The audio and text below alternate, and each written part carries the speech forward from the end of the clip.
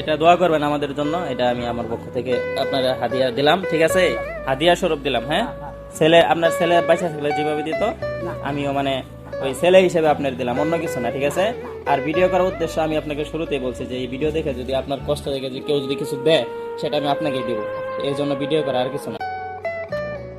তাহলে মুরব্বী আপনার বাড়ি কই? ঝিনাইগাতি না? আচ্ছা, আমিও তো ঝিনাইগাতির মানুষই। যাই হোক, আপনার ছেলে মেয়ে কয়জন? ছেলে মারা গেছে না? আচ্ছা, এখন বৃদ্ধ অবস্থায় দিয়ে আপনার খুব কষ্ট হয়ে গেছে। এটা আসলে এই কষ্টের একটা বিষয় যে মানুষ সন্তান বড় করে, বড় হয়ে বাবা মা যখন একটু বৃদ্ধ হবো তখন তারা বাপ মায়ের সেবা যত্ন খেজমত করবো যাই পারুক নাকি। কিন্তু এটা আপনার ছেলে মারা গেছে, খুবই দুঃখজনক বিষয়।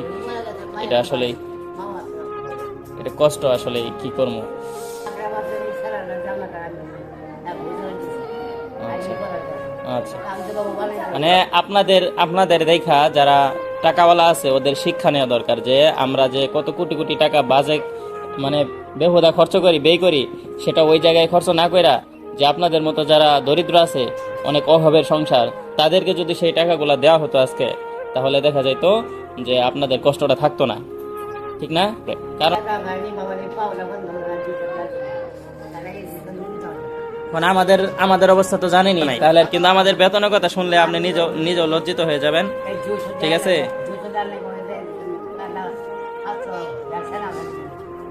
হাতটা বলে ধরলাম,